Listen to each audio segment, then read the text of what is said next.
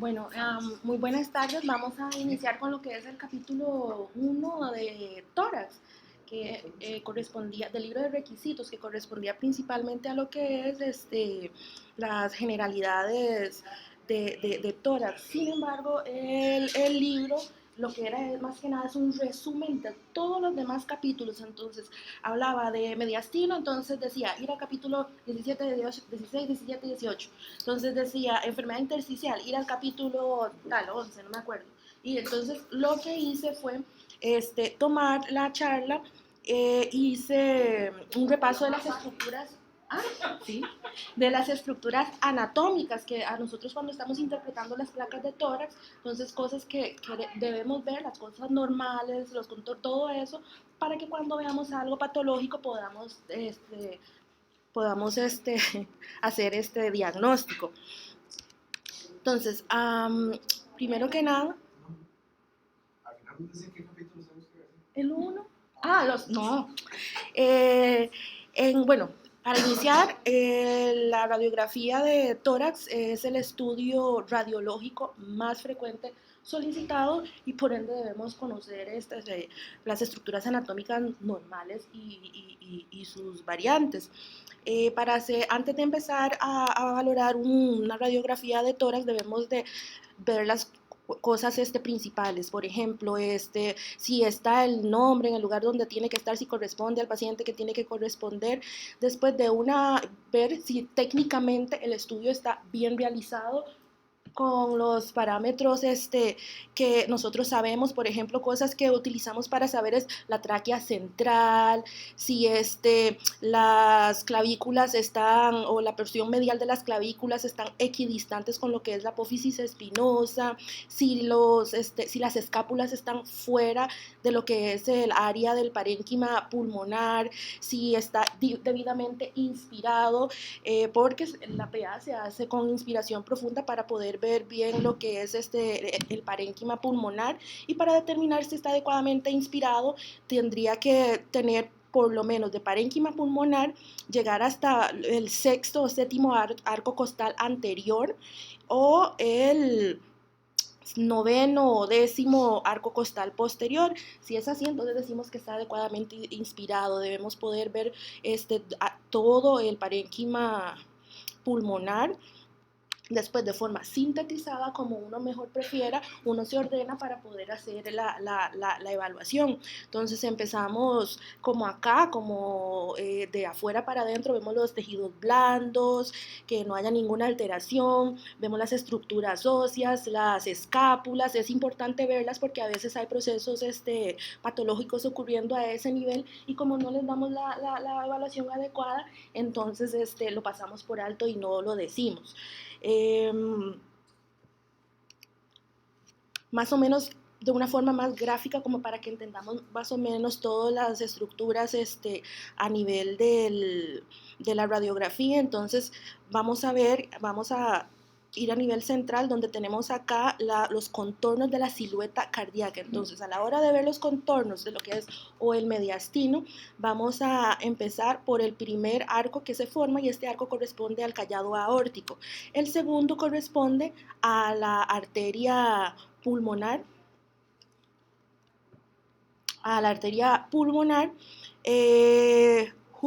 tenemos la estructura que vemos saliente es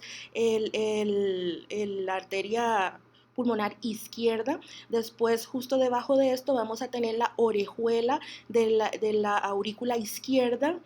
Después tenemos el contorno del ventrículo izquierdo, que compete a todo esto.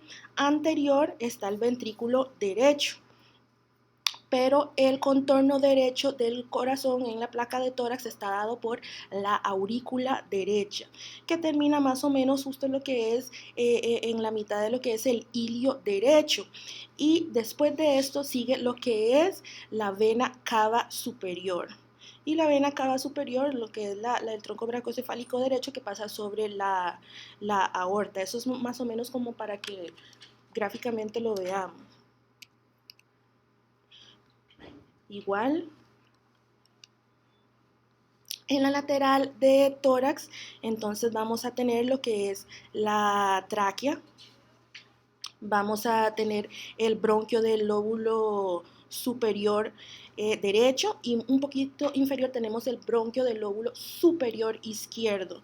Esta estructura de acá corresponde a lo que es la arteria pulmonar que cuando vemos en la placa de tórax y asegurar de que también en la lateral de tórax podamos ver el seno costofrénico posterior, porque a veces acá se pueden hacer patologías. En cuanto a los contornos cardíacos, entonces la porción anterior está dada por el ventrículo derecho, la porción inferior acá, es donde la vena cava inferior ingresa a la aurícula derecha. Tenemos que el espacio retroesternal y el espacio retrocardíaco siempre deben estar limpios, no debería de haber ningún tipo de densidades a ese nivel. De superior a inferior, las vértebras se observan más oscuras, como vemos acá, y eso se debe a que como hay menos tejidos blandos y más tejido pulmonar, entonces se observa un poco más radiolúcido. De no ser así, también debemos de pensar que hay algún proceso patológico a este nivel. Debemos de ver el contorno pulmonar y todos sus límites con lo que son las estructuras del diafragma, mediastinales, con el corazón, porque aquí se producen ciertas interfaces o recesos, o estas interfaces se manifiestan en forma de líneas. Estas líneas son importantes porque su aumento, su desplazamiento generalmente es secundario a alguna patología pasando, entonces nos ayuda para poder diagnosticar alguna patología.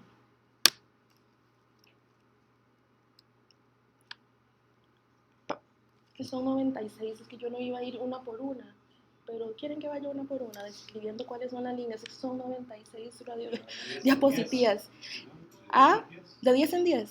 Ok, porque aquí, por ejemplo, las líneas importantes siempre que vemos son la paratraqueal, que no debe de medir más de 3 milímetros, tenemos la línea o el receso ácido-esofágico, tenemos la línea paraespinal, tenemos la línea paraórtica, y como les había dicho, importante, si vemos algún desplazamiento de algunas de estas líneas, generalmente secundario a alguna enfermedad. Por ejemplo, a la línea paraórtica, su desplazamiento podría deberse a una elongación aórtica, a una ruptura o a la disección aórtica.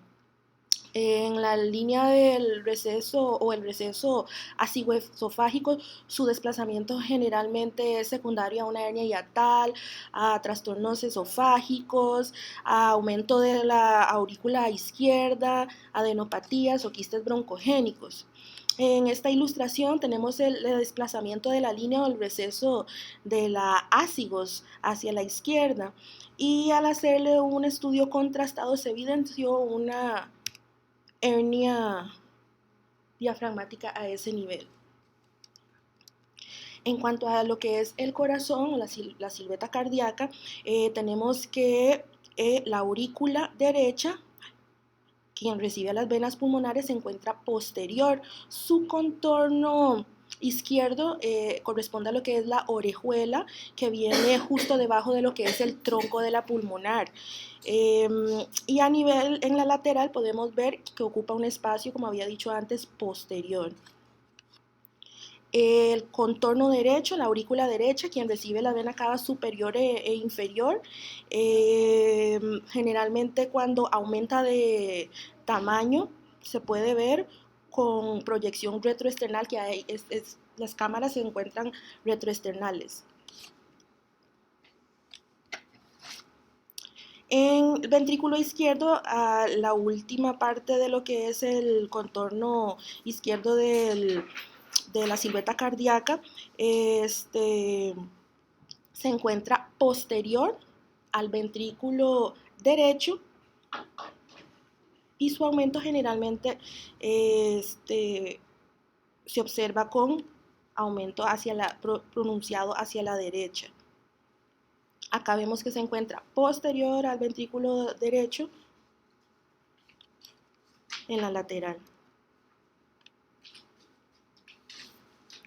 El ventrículo derecho, a pesar de ser, es posterior al esternón, pero es la más anterior del corazón. Su aumento en la proyección postero-anterior generalmente se observa con aumento del tamaño cardíaco hacia la izquierda y rellena lo que es el espacio retroesternal. Algunas veces cuando valoramos una placa de tórax vemos que tienen densidades de material quirúrgico, a veces por patología de válvulas cardíacas. Sin embargo, yo no sabía cómo estimar a dónde estaban estas válvulas cardíacas. Pues hay una forma de ver cómo saber cuál válvula cardíaca es la que se está viendo. Y se evalúa con una lateral de tórax. Entonces lo que vamos a hacer es tratar desde el ápex del corazón, una línea oblicua que va a llegar hasta aproximadamente T5. Superior a ellos van a estar lo que son las válvulas aórtica y pulmonar, y inferior a esta línea va a estar la válvula mitral y tricuspidia. Esta es una forma de una L invertida con la pulmonar, aórtica, mitral y tricuspidia, como para poder saber cuál válvula es. En cuanto a lo que es determinar o no si el corazón está aumentado de tamaño, entonces podemos hacer el índice cardiotorácico, que recomiendan trazar una línea en lo que es la línea media de la columna vertebral, y vamos a trazar otras dos líneas de lo que es esta línea media hacia la porción más externa de la silueta cardíaca al lado derecho, y hacia otra línea hacia la porción más externa del lado izquierdo. Sumamos estas dos y la dividimos entre lo que es el diámetro torácico, que se determina trazando otra línea entre lo que es las costillas izquierdas que están en ambas cúpulas diafragmáticas. Hacemos la suma, lo dividimos, y dependiendo se supone que es normal si es menor a 0.5. Mayor a 0.5, entonces depende del grado. Si es de 0.5 a 0.55, grado 1, de 0.56 a 60, grado 2 de cardiomegalia, grado 3 de 0.6 a 0.65 y grado 4 si es mayor a 0.65. Otra de las estructuras importantes a evaluar es el mediastino, que son 3 capítulos en el libro y que vamos a ver más adelante, entonces es solo una pincelada, donde ellos nos dicen que para poder describir el mediastino debemos de utilizar las 4 Ds. La primera D es la descripción de la normalidad, verlo y asegurarnos de que no haya ninguna alteración a nivel de mediastino. Después, si la hay, describirla. Después hay que ubicar la anormalidad según la división de mediastinal, y después, dependiendo de dónde esté, entonces podremos hacer diferentes diagnósticos diferenciales.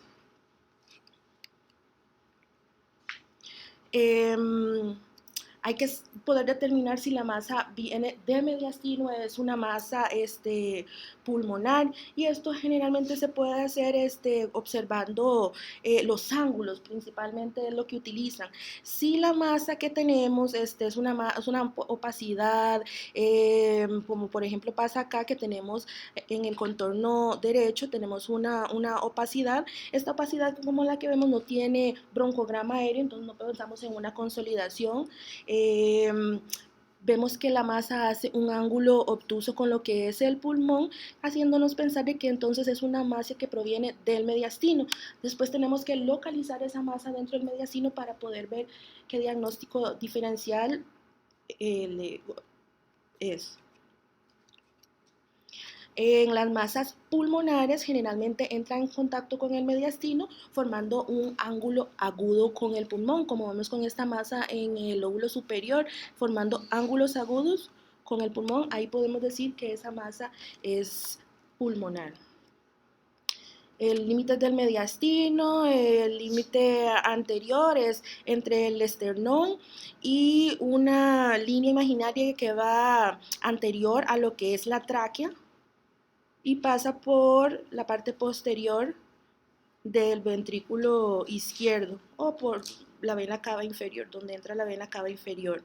El mediastino posterior es todo lo que está posterior a una línea imaginaria que vamos a trazar 1 centímetro después del borde anterior de lo que son las vértebras de la columna vertebral, y el mediastino medio es justo lo que hay entre las dos. El mediastino anterior contiene principalmente el timo, linfáticos, la aorta ascendente, vasos mamarios internos, el nervio frénico, tiroides. Entonces, si hay alguna patología mediastino anterior, pensamos en alguna de esas estructuras, pero aquí es donde vienen las 4 famosas TES, que son las 4 principales alteraciones a nivel de mediastino anterior: el timoma, el teratoma, la tiroides o el terrible linfoma. El mediastino medio contiene el corazón, los linfáticos, tráquea y bronquios, esófago, venas, ácidos, es un safis. La vena cava superior e inferior y el arco aórtico. Patologías a este nivel, entonces podemos tener linfadenopatías, principalmente los quistes broncogénicos, anomalías vasculares, quistes pericárdicos o alguna colección secundaria a pancreatitis a este nivel. Y en el mediastino posterior, las principales estructuras que vamos a tener son las vértebras, el ducto torácico, las estructuras nerviosas, las raíces nerviosas. Entonces, las alteraciones a este nivel generalmente son alteraciones nerviosas como tumores neurogénicos, puede haber linfadenopatías, quistes neuroentéricos o anomalías del esófago, que sí está en el posterior. En cuanto a lo que es la tráquea es una estructura tubular que mide aproximadamente unos 11 centímetros, con 2 a 4 centímetros fuera de lo que es la parte torácica, y de 6 a 9 centímetros mide lo que es la parte intratorácica. Superior tiene un diámetro en mujeres entre 21 y 22 milímetros, e inferior hasta de 10 milímetros, y en hombres superior de 25 a 27 y inferior hasta de 13 miligramos. Está formada por unos cartílagos en la pared anterior en forma de herradura, y en la parte posterior es membranosa. Justo en la carina se divide en los 2 bronquios principales.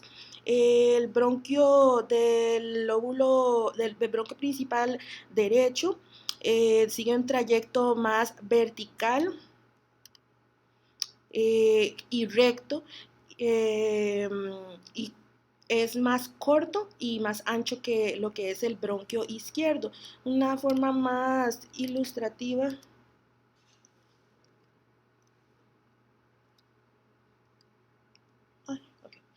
El bronquio del lóbulo superior derecho, que sale de la carina y a 2.5 centímetros de ella, se bifurca en lo que son los bronquios subsegmentarios anteriormente de la superior. Continúa después el bronquio del lóbulo medio, que 3 a 4 centímetros posterior a la carina. Ahora esta se bifurca en los bronquios del lóbulo medio y el lóbulo inferior con sus respectivos subsegmentos. Y al lado izquierdo, el bronquio del lóbulo superior se divide en lo que son las ramas apicoposterior anterior y el superior y el de la língula. El del lóbulo superior en el anterior y el apicoposterior, y el de la língula en la porción superior e inferior, y a nivel basal en los diferentes segmentos. Para poder más o menos identificar cuál es el segmento pulmonar en una radiografía de tórax, entonces puse este diagrama que yo, por ejemplo, no podía decir cuál era antes. Entonces tenemos que a nivel derecho la porción el lóbulo superior derecho, podemos decir que está limitada por la cisura horizontal. Luego el lóbulo medial con su porción medial y lateral. La porción medial es justamente lo que está delimitada por justamente lo que es la porción o el borde derecho del corazón y en forma triangular hasta la región lateral del tórax y la región posterobasal que correspondería a todo lo demás. Y al lado izquierdo, el lóbulo superior es prácticamente todo lo que es el pulmón. La língula es lo que, la región que está lateral a lo que es el contorno del borde cardíaco izquierdo. El sistema arterial pulmonar se acompaña al bronquial y presenta las mismas divisiones de él. En las radiografías podemos ver arterias y venas pulmonares que se ven como imágenes tubulares lineales con densidad agua. Las venas generalmente son más anchas, no, son peor definidas, los lóbulos inferiores tienen un trayecto más horizontal y al ver el TAC podemos ver que las venas y arterias disminuyen su grosor progresivamente mientras más se alejan del ilios, mientras más se acercan a la periferia. El diámetro trans de lo que es la arteria interlobar que corresponde a lo que es esta estructura de acá, la arteria es menor, debe ser menor en hombres de 16 milímetros o de 15 milímetros en mujeres. Cifra mayor a eso debería hacernos pensar que podría tener una hipertensión portal, pulmonar. El ilio izquierdo generalmente está por encima del derecho, nunca el derecho debería estar encima del izquierdo y está encima del izquierdo porque pasa sobre el bronquio principal del lóbulo superior izquierdo. El ilio pulmonar es esta misma zona, que es la zona deprimida con una superficie mediastínica, donde entran los bronquios principales, arterias, vasos y ganglios linfáticos. Sin embargo, en las radiografías lo único que vamos a poder ver son las estructuras vasculares, ya que los bronquios como están llenos de aire no los vamos a poder ver. Generalmente las densidades iliares bajas corresponden a las arterias interlobares y las superiores corresponden a lo que son las venas de los lóbulos superiores. En la lateral podemos ver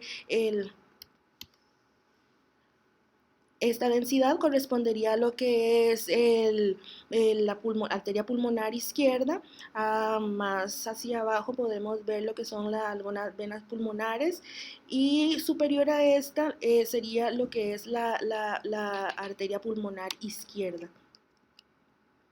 Algunas causas de lo que producen aumento de iliar unilateral, principalmente algún proceso infeccioso o un tumor o a un aneurisma arterial o estenosis, y si es bilateral generalmente es debido a procesos también infecciosos, tumores o por hipertensión pulmonar. Lo que son las patologías intersticiales de pulmón, eso también va a ser ampliamente cubierto posteriormente. Sin embargo, en cuanto a lo que es generalidad de las anomalías pulmonares, generalmente se presentan como zonas de aumento o disminución de la densidad pulmonar. Se describen 4 principales alteraciones que se evidencian con aumento de la densidad, que son una consolidación, la atelectasia, el nódulo de la masa o alteraciones a nivel intersticial. Y de las alteraciones con disminución de densidad pueden ser desde enfisemas, quistes pulmonares o cavitaciones. La consolidación es cualquier proceso patológico que rellene los alveolos pulmonares, ya sea de líquido, de pus o de células en caso de un tumor. y resulta en la formación de opacidades que son mal definidas. El principal tipo de consolidación es el lobar, que su causa principal es por una neumonía. La principal causa de consolidaciones difusas generalmente es por patología cardíaca, insuficiencia cardíaca, fallo cardíaco por edema. En esta radiografía tenemos a nivel del lóbulo superior derecho, tenemos una opacidad que es homogénea pero es mal definida, oscurece la vascularidad pulmonar, la flecha está señalando lo que es el broncograma aéreo, se extiende a la pleura y hacia la cisura, pero no lo sobrepasa. Y no hay pérdida de volumen. Esto nos hace pensar en una consolidación a este nivel. En esta otra radiografía tenemos opacidades bilaterales perihiliares que tienden a la coalescencia, tienen broncogramas aéreos, se ve que el corazón está grande y esto nos hace pensar que podría ser una consolidación difusa por alguna patología cardíaca.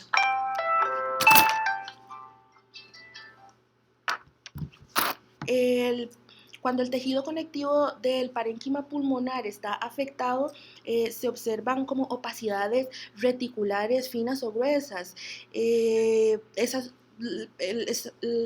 Las alteraciones a nivel intersticial generalmente producen este tipo de alteración que son como formación por el engrosamiento de los septos que se producen todas estas formaciones y aumentan de densidades lineales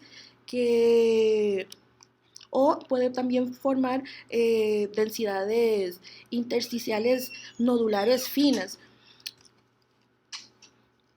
En cuanto a las densidades reticulares, generalmente secundarias a edema o trastorno cardíaco, se ve el patrón reticular principalmente en lo que es las bases, donde también se pueden observar estas densidades lineales que se llaman las líneas B de Kerley, que son características de los trastornos por edema pulmonar. Estos son un patrón reticular nodular donde se ven múltiples opacidades nodulares diseminadas en todo el pulmón en este paciente con una tuberculosis miliar. Otra de los patrones de enfermedad pulmonar es la atelectasia, que es el colapso pulmonar que se produce secundario a la falta de aire en el pulmón o una parte de él. Generalmente se ve como una opacidad bien definida, hay oscurecimiento de los vasos, no debería de haber broncograma aéreo. La pérdida de volumen produce generalmente el desplazamiento del diafragma, como en este caso que está más elevado todavía, las cisuras del ilio o del mediastino. Hay diferentes tipos de atelectasias, que puede ser la principal, es la obstructiva, que es cuando hay obstrucción endoluminal, según puede ser causas principales los tumores, la atelectasia pasiva o por relajación, que se acompaña de procesos que ocupan el espacio pleural, entonces empujan el parénquima. Como en el neumotórax o como en una masa pleural. Después la atelectasia compresiva, que es cuando hay procesos pulmonares, intrapulmonares ocupantes de espacio, como los tumores periféricos o un linfoma. En la atelectasia cicatricial o la fibrótica hay formación de proceso cicatricial y se ve mucho en lo que son enfermedades como fibrosis pulmonar idiopática o la misma tuberculosis. Y en la atelectasia adhesiva es secundaria a que haya alteración en el agente tensoactivo y se ve mucho en lo que es el síndrome de distrés respiratorio del recién nacido. Cuando evaluamos la radiografía de tórax, algunos tipos de atelectasia, dependiendo de cuál lóbulo sea, tiene una presentación característica. Por ejemplo, en la atelectasia del lóbulo superior derecho, lo que vamos a ver es una densidad triangular en lo que es el lóbulo superior derecho, con elevación de lo que es el ilio, elevación del diafragma, y puede haber en la lateral la obliteración de lo que es el espacio retroesternal. La atelectasia del lóbulo medio también es característica. Se ve el borramiento del contorno derecho del corazón, y en la lateral lo que podemos ver es una densidad triangular. Las atelectasias de los lóbulos superiores también son características. Ellos se ven con aumentos de densidad en el espacio retroesternal. Hay elevación del hemidiafragma, y en esta podemos ver la causa número 1 de atelectasia, que es un tumor. Acá podemos ver en la AP que tenemos una densidad en lo que es la región iliar izquierda, que correspondía a un tumor. La muy frecuente de ver son las atelectasias laminares, que de acuerdo a ellos no traduce ninguna patología. Se producen por una pobre ventilación y se ven mucho en los pacientes de la UCI por lo mismo. Y lo que se producen son unas líneas de unos cuantos centímetros, de 1 a 3 milímetros de grosor. Los nódulos, en cuanto a los nódulos, entonces tenemos que son opacidades bien redondeadas, definidas. Para ser nódulo debe ser menor a 3 centímetros de diámetro. Tiene que estar rodeado de parénquima pulmonar sin contactar el mediastino o el ilio. Las lesiones mayores a los 3 centímetros, entonces son masas. La principal causa del nódulo pulmonar solitario en la radiografía es generalmente un granuloma, o puede deberse a un carcinoma, metástasis única, o a un amartoma. Las masas, que son opacidades mayores a 3 centímetros, la principal causa es un tumor. Dicen que una masa mayor a 3 centímetros es un tumor hasta que no se demuestre lo contrario. También puede ser secundaria a tuberculosis, a émbolos sépticos, a silicosis, a sarcoidosis. Y en cuanto a lo que son los patrones o las densidades de baja atenuación, esto solo es un pequeño diagramita para ver las diferentes que se puedan haber, que se pueden observar principalmente con lo que es el TAC de alta resolución, no siempre con la radiografía de tórax. Entonces se puede ver el patrón de panal de abejas, que generalmente se produce en la periferia. Se puede ver las bronquiectasias por tracción, se pueden observar quistes, se puede observar bronquiectasias en el signo del anillo, que es cuando están acompañadas por el vaso, el vaso, y el enfisema centrolobulillar. Se conocen como radiolucencias estas zonas de disminución de densidad, y tenemos, por ejemplo, esta es una cavitación que se produjo en el lóbulo superior derecho. En esta opacidad acá que vemos acá, vemos que hay una zona radiolúcida, y esto se debe a una cavitación. Entonces las cavitaciones son zonas de radiolucencia, pero tienen una pared gruesa y mayor generalmente a 3 milímetros. Los quistes son otro tipo de radiolucencias, que son de pared delgada, bien definida, pueden contener aire o líquido, miden más de 1 centímetro de diámetro, pero tienen una pared menor a los 3 milímetros. El bleb, como el que vemos acá, es un espacio que contiene aire entre lo que es la pleura visceral y el pulmón. Generalmente son apicales. La bula es un espacio que contiene aire dentro del pulmón, que mide más o menos 1 centímetro de diámetro, con un grosor de pared muy delgadito, menor a 1 milímetro. En cuanto a la pleura, que sabemos que están las capas parietal y visceral, se continúan con lo que es la superficie de los lóbulos y van formando las cisuras, que a nivel del pulmón derecho tenemos lo que son dos, la cisura mayor u oblicua y la cisura horizontal. Y a nivel del lóbulo izquierdo tenemos lo que es la cisura oblicua únicamente. Hay otras cisuras accesorias que en realidad lo que hacen son separar los diferentes lóbulos, segmentos pulmonares.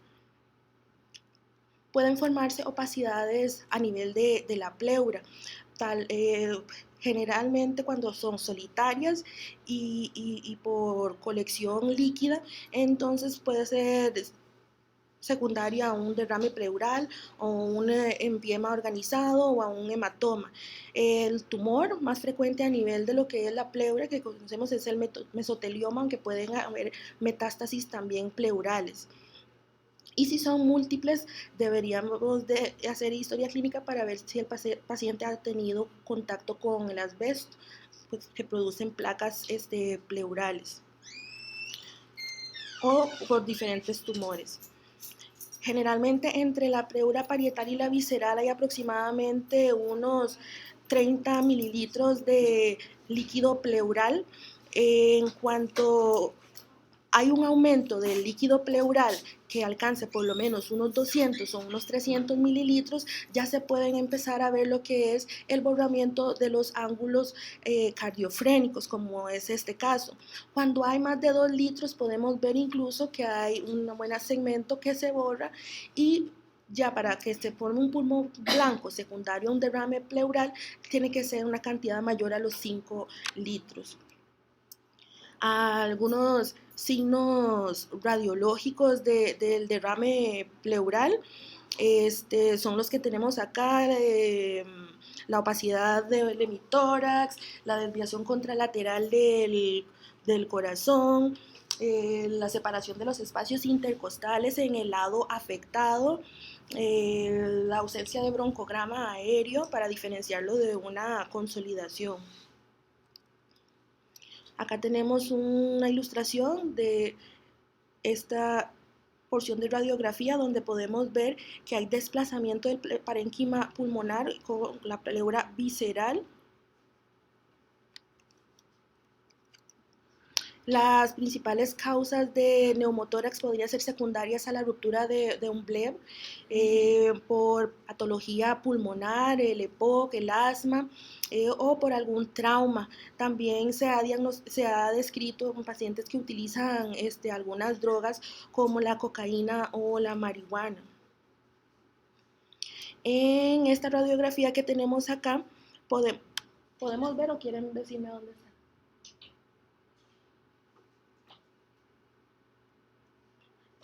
La alteración.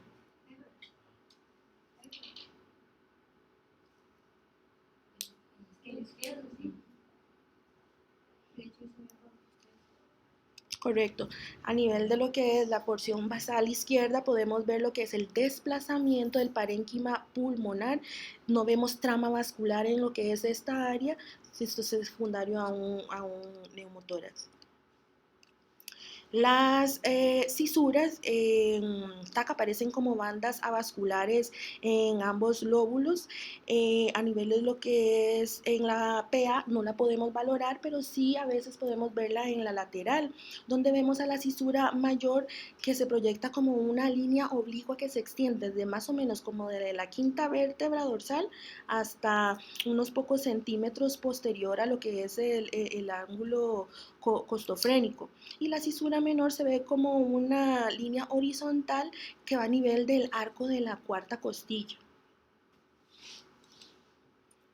La cisura de la ásigos es una variante común que se produce cuando la vena ásigo se desplaza hacia la izquierda y se invagina arrastrando las capas de la pleura. Formando así una cisura. Lo que vamos a ver a nivel de la radiografía es que vamos a ver una fina línea que cruza el ápex del pulmón derecho.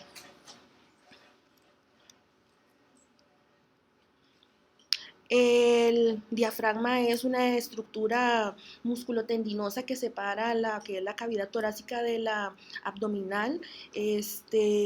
Cuando la vamos a evaluar en la proyección anteroposterior debemos de poder ver los ángulos cardiofrénicos, cardiotorácicos y deben de estar adecuadamente neumatizados. De no ser así, podría haber algo pasando a estos niveles.